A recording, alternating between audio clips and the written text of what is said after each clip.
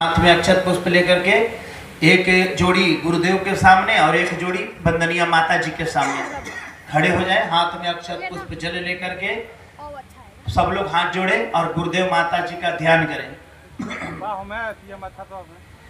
ओम अखंड मंडलाकारं व्याप्तं येन चराचरं तत्पदं दर्शितं येन तस्मै श्री गुरवे नमः। ओम मातृवत्लालयित्रे च पितृवत् मार्गदर्शिका नमोस्तु गुरु सत्ताये श्रद्धा प्रज्ञायुता च। ओम श्री गुरुवे नमः। ओम माता भगवते नमः। आवाहयामि स्थापयामि ध्यायामि। गुरुदेव और वंदनीय माता जी के सामने अक्षत पुष्प छोड़ दें और थोड़ा सा चंदन लगा दें। अब माँ गायत्री का ध्यान करें। दोनों लोग हाथ में अक्षत पुष्प लें और माँ गायत्री का ध्यान करें और एक व्यक्ति माँ गायत्री के पास चढ़ाएंगे अक्षत पुष्प और एक व्यक्ति जो है युग शक्ति, युग की जो शक्ति है मसाल देवता, उनके भी पूजन करेंगे। ओम माया तु वरदे देवे त्र्यक्षरे ब्रह्मवादिनी गायत्री चंद्र सामनाता ब्रह्मयोनिर्नमोस्तुते। ओम श्री गायत्रे नमः। आवाहयामि स्थापयामि ध्यायामि ततो नमस्कारं करोमि। ओम स्तुता मया वरदा वेद माता त्रचोदयन्तां पावमानि द्विजानाम् आयुः प्राणं प्रजां प्रसूं कीर्तिं द्रविणं ब्रह्मवर्चसं मह्यं दत्त्वा व्रजत ब्रह्मलोकम्। वहीं पे अक्षत पुष्प चढ़ा दें गायत्री माता और मसाल देवता के पास और गायत्री माता और मसाल देवता को भी चंदन लगा दें। अब फिर हाथ में अक्षत पुष्प लेकर के इधर मुंह कर लीजिए सामने और व्यासपीठ का पूजन करना है। अक्षत पुष्प ले लीजिए हाथ में, केवल अक्षत पुष्प ले लीजिए और इधर सामने आप घूम जाइए, बस ऐसे ही हो जाएगा। इधर घूम जाइए, वहीं से एक राय बाबू जी आप यहाँ आ जाइए और वो भैया जी इधर से हो जाएंगे। व्यासपीठ का पूजन सब लोग हाथ जोड़े। इस व्यासपीठ पर बैठ करके और गुरुदेव माता जी के विचारों को जन जन तक पहुंचाना, उसके लिए बहुत बड़ी तपस्या की बात है। और सुबह में आपको बताए थे कि हे गायत्री माता मेरी लाज रखना, कंचन काया आवाज रखना। हे गुरुदेव हम इस योग हम कहाँ हैं जो इतना बड़ा कार्य कर सके। तो हम गुरुदेव माता जी और प्रभु व्यास जी से प्रार्थना करते हैं कि हे गुरुदेव हम सभी गीता रामायण भागवत के वेद पुराण के बहुत बड़े विद्वान तो नहीं है, पर एक पोस्टमैन की तरह, एक डाकिया की तरह हम पत्र लेकर के आपका संदेश लेकर के हम जन जन तक जाने का संकल्प लिए हैं। आपका युग निर्माण का संकल्प आपका है, मेरा नहीं है, आपका है, भगवान का है। और हम भगवान के काम में गिद्ध गिलहरी और बंदर भालू की तरह, बाल ग्वाल की तरह थोड़ा थोड़ा सहयोग कर रहे हैं। बस हम लोग एक हनुमान बनने का प्रयास कर रहे हैं, अभी तक हनुमान भी नहीं बन पाए हैं। एक नारद परंपरा को आगे बढ़ा रहे हैं और आज धरती के कोने कोने में गली गली में जाएंगे, तपी हवाओं से मुरझाई कली कली बिकसाएंगे।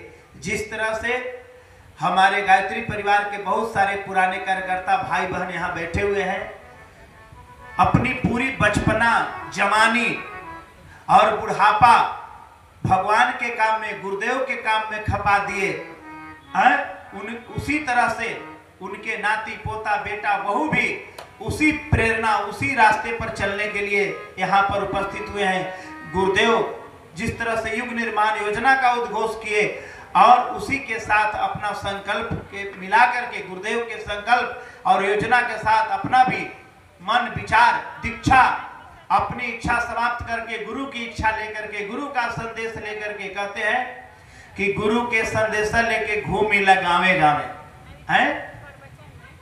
हे गुरुदेव, आपके संदेश लेकर के आपके बच्चों को बताने के लिए आए हैं, जन जन तक को जगाने के लिए आए हैं। हम गायत्री माँ के बेटे तुम्हें जगाने आए हैं, जाग उठो नगर के लोगों तुम्हें जगाने आए हैं। आइए इसी कामना और भावना के साथ प्रभु व्यास से प्रार्थना करते हैं कि आप हमें शक्ति और वह सामर्थ्य दीजिए जिससे छोटे बच्चों की क्या लिए बात हो सकती है, बड़ों के लिए क्या बात हो सकती है, बेटा बहू के लिए क्या बात हो सकती है, और पुराने गायत्री परिवार के कार्यकर्ता भाइयों के लिए कौन सी ऐसी बात हो सकती है, बुजुर्गों के लिए, माता के लिए, बहनों के लिए, सबके लिए कौन कौन सी ऐसी बात और शब्द हो सकती है जिससे उनका कल्याण होता हुआ चला जाए।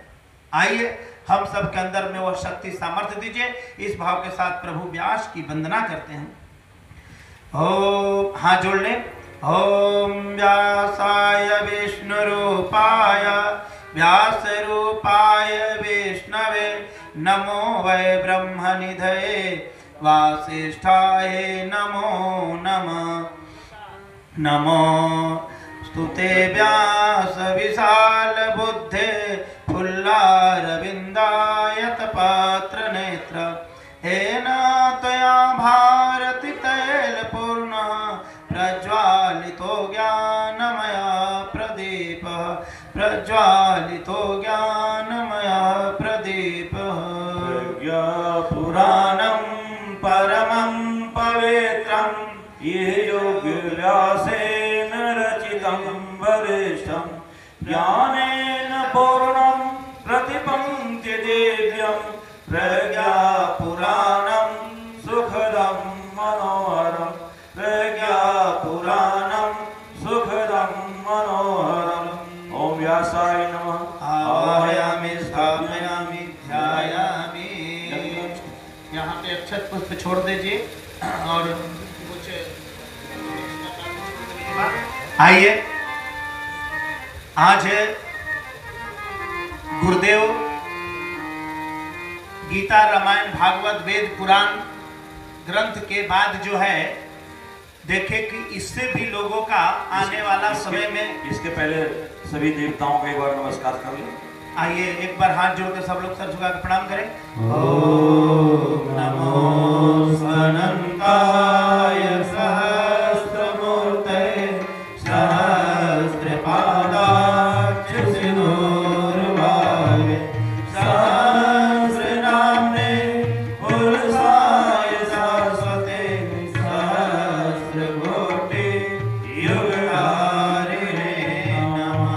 सहस्रकोटि युगधारिणे नमः।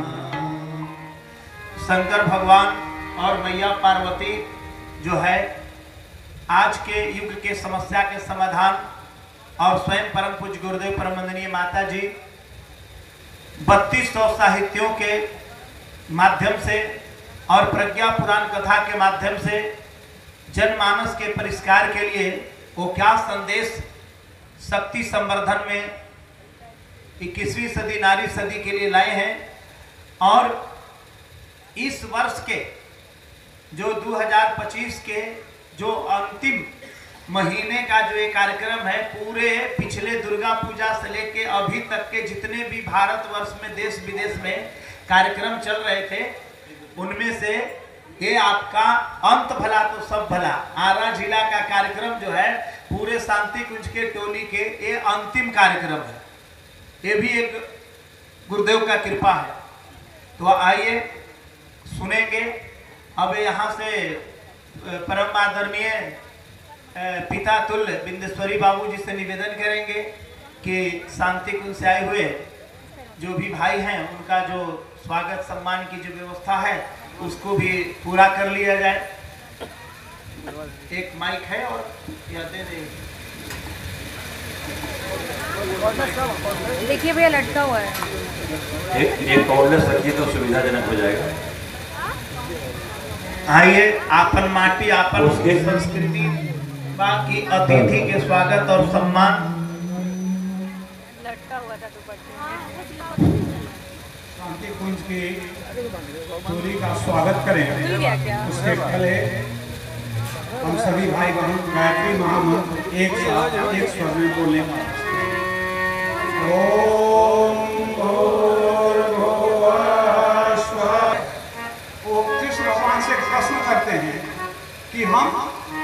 नंद को भी मारे और पितामह को भी मारे, भीष्म पितामह को भी मारे।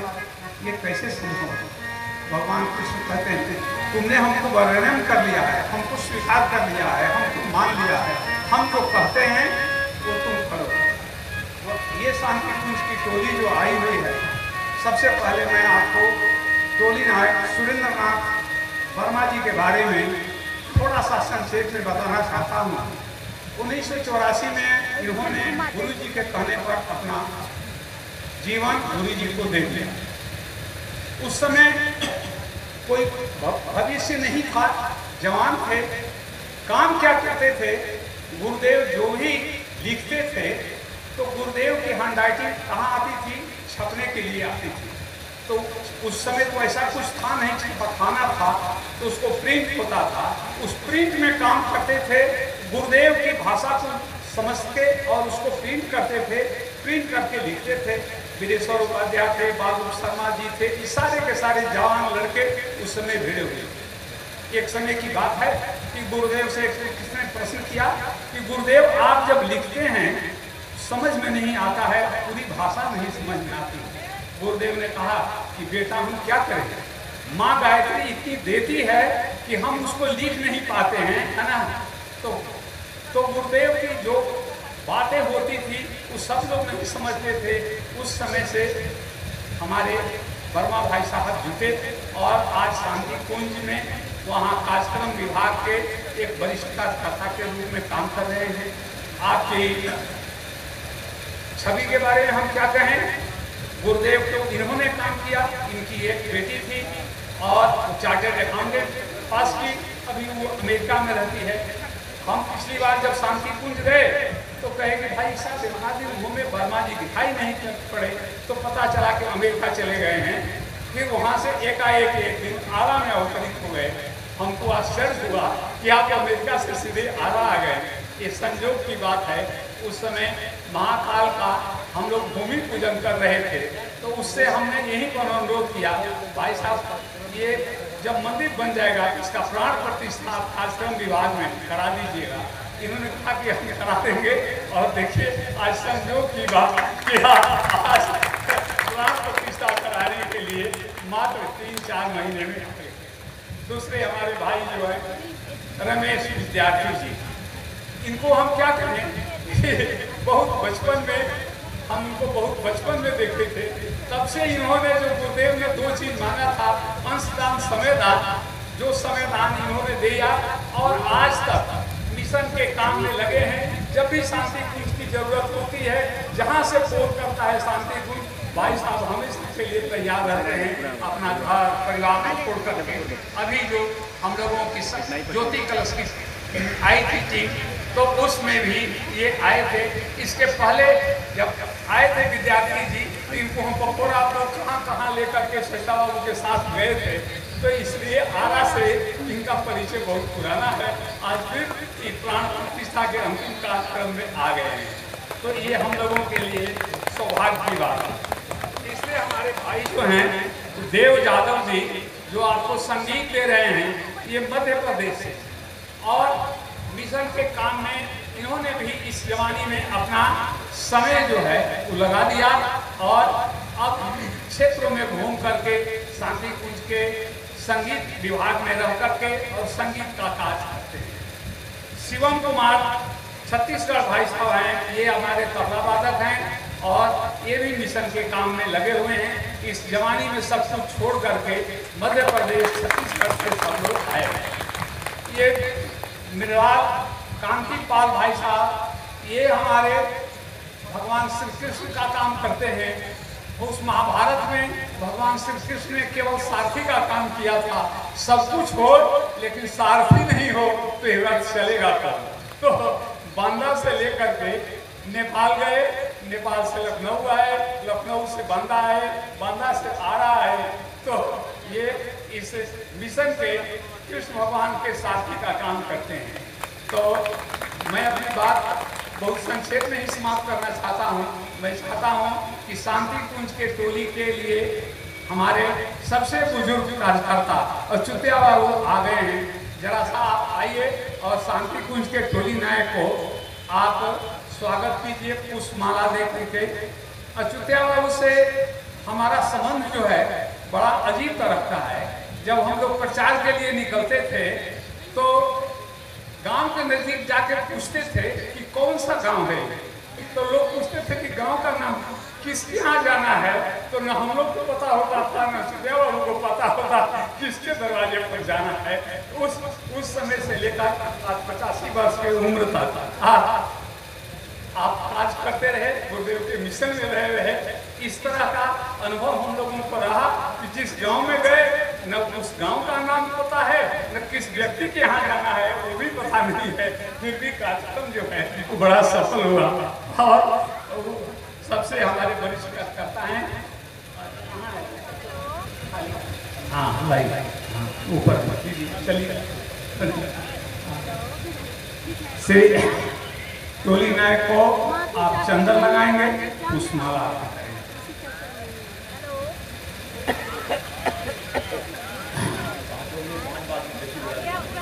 पांच हाँ अब हम रमा भावा हुआ जाए, निर्मल जी आ जाए, नरेंद्र जी आ जाए, मधु जी हैं हाँ मधु जी हैं। ओम चंदनस्य महत्पुण्यम पवित्रम पापनाशनम आपदाम हरते नित्यम।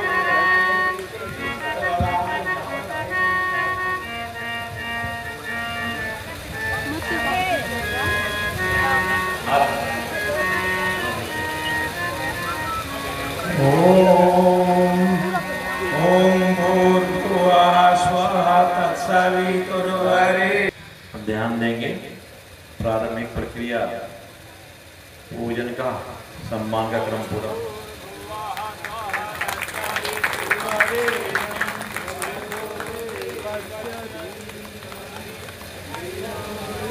अब थोड़ा समय बचा है, उसका संदेश के लिए समर्पित करते हैं। सीधी कमर से बैठे, दोनों हाथ गोद में रखें।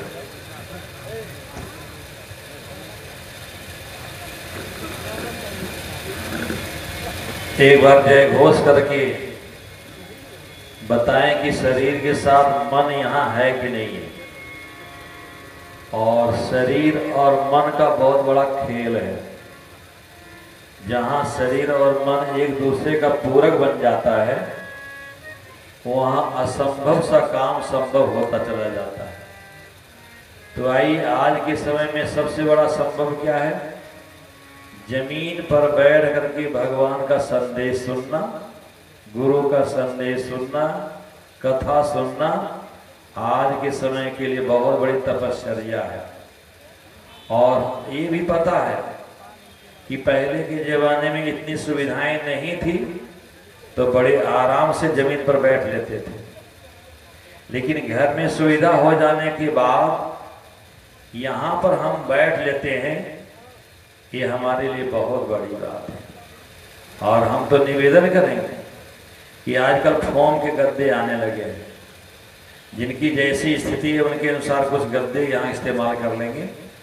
क्योंकि अभी आज पहला दिन है, अभी 4 दिन चलेगा कार्यक्रम, तो उसमें कुर्सियों पर बैठने के लिए तो सबको मौका नहीं मिलेगा, लेकिन वो फोम के गद्दे पर बैठ सकते हैं।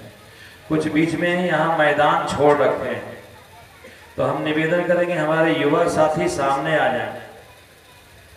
हाँ, युवा साथी सामने आ जाएं, क्योंकि ये कार्यक्रम मात्र परगेश्वर महाराज जी की स्थापना नहीं है। ये कार्यक्रम नई पीढ़ी को समर्पित करने का कार्यक्रम है। क्योंकि हमारे पुराने वयोवृद्ध जो उनकी सामर्थ्य थी, उन्होंने समर्पित किया गुरुदेव को। अब उनके जीवन की अनुभूति लेने के लिए, उन्हीं के जैसा जीवन में और समाज का सेवा करने के लिए एक मौका मिला है कि नजदीकी आए और उनसे अब उनके जीवन की अनुभूति लेकर के अपने जीवन का लक्ष्य निर्धारित करें। ये कार्यक्रम का उद्देश्य यह भी है कि अब हमारे पुराने ट्रस्टीगण, अब उनकी सामर्थ्य रह नहीं गई है भाग दौड़ करने की। उनकी सामर्थ्य कितनी है कि आप नजदीक आएंगे तो आपका मार्गदर्शन कर देंगे, आपको जीवन में अनुभूतियां जो जीवन में अच्छे बुरे मिले हैं उससे आपको अवगत कराएंगे। यहाँ कुछ लोग बातचीत करने वाले हैं, उनसे निवेदन है कि जिनको बहुत जरूरी बात करना हो, मंदिर का प्रांगण खाली रखा गया है, नहीं तो रोड ये दरवाजा खुला हुआ है, मंदिर का दरवाजा खुला हुआ है। इन बच्चों को बैठाइए, और जो बच्चे नहीं समझते नहीं मानते हैं उनके पास हमारे पास दवा है, इलाज भी है। तो आइए बीच का जगह को ठीक कर लीजिए और सीधा होकर सामने होकर बैठे। कुर्सियां जो आड़े टेढ़े हैं थोड़ा व्यवस्थित कर लें। सामने इधर मंच की तरफ कुर्सियां कर लें। कुर्सियों को मंच की तरफ कर लेंगे तो गर्दन हिलाने डुलाने में जो हमें शरीर पर दबाव पड़ रहा है वो दबाव कम हो जाएगा, तो उस अंग में दर्द नहीं होगा। इसलिए सामने कुर्सी कर लीजिए, सामने मुंह कर लीजिए। आइए 1 मिनट अपने आंखों को जरा बाहरी दुनिया से हटा करके आंतरिक दुनिया में लगाएं। ये जो कुछ भी ये देख रहे हैं, दुनिया देख रहे हैं, ये मात्र चमड़े की आंख है, लेकिन अंदर इससे बड़ी दुनिया है। अंदर से बाहर से भी बड़ा भंडार है, शक्ति का भंडार है। उसको देखने के लिए मन की आंख की जरूरत पड़ती है, और मन की आंख का नाम है तीसरा नेत्र। उसका नाम क्या है? तीसरा नेत्र।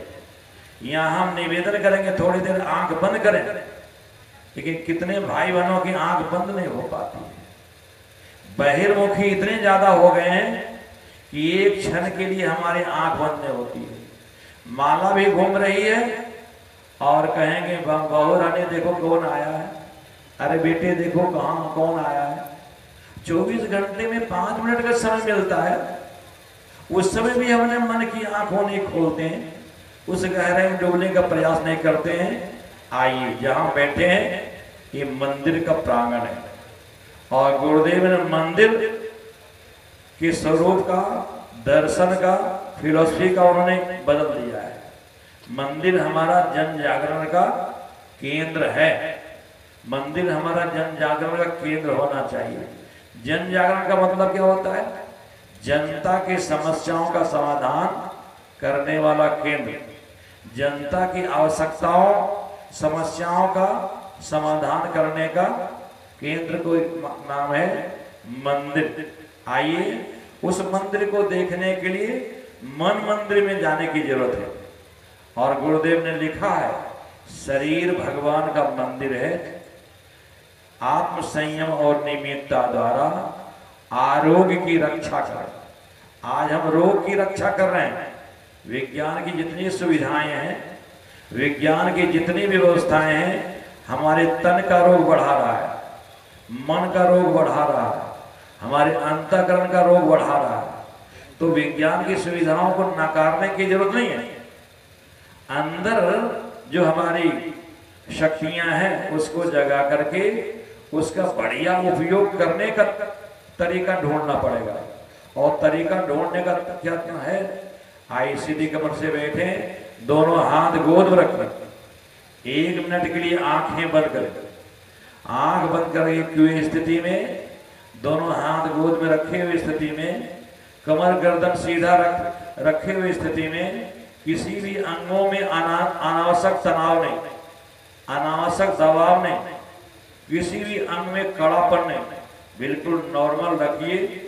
तो उससे आप ज्यादा देर तक के ध्यान कर सकते हैं, जप कर सकते हैं, प्राणायाम कर सकते हैं, भगवान से अपनी बात सुना सकते हैं, भगवान की प्रेरणा सुन सकते हैं।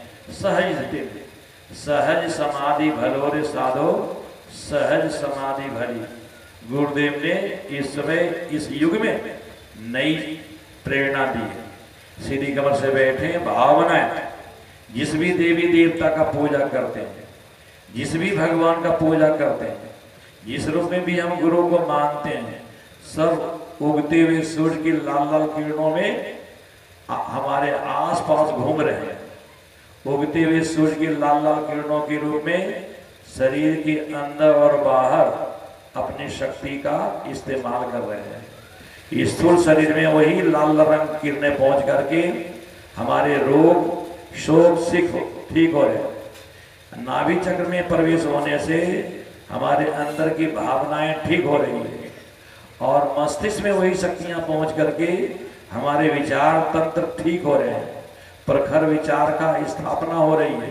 इस तरह का भाव करते हुए गायत्री महामंत्र हमारे साथ साथ एक स्वर से ओम भूर्भुवः स्वः तत्सवितुर्वरेण्यं भर्गो देवस्य धीमहि धियो यो नः प्रचोदयात्। ओम अखण्डमण्डलाकारं व्याप्तं येन चराचरं तत्पदं दर्शितं येन तस्मै श्रीगुरवे नमः। भवानी शंकरो वन्दे श्रद्धा विश्वासरूपिणो आभ्यां विना न पश्यन्ति सिद्ध्यशान्तस्थमीश्वरम्। त्वमादिदेव पुरुषः पुराणः त्वमस्य विश्वासः परं निधानम्। वेदासि वेद्यं च परं च धाम त्वया तत्विश्वमनन्तरूप। नमस्ते सतेते जगत्कारणाय नमस्ते चिते सर्वलोकाश्रयाय। नमो दैत तत्त्वाय मुक्तिप्रदाय नमो ब्रह्मणे व्यापिने शाश्वताय। आनन्दमानन्दकरं प्रसन्नं ज्ञानस्वरूपं निजबोधयुक्तं योगेण विनयं भवरोगवैद्यं श्रीसद्गुरुं नित्यमहं नमामि। श्रीसद्गुरुं नित्यमहं नमामि।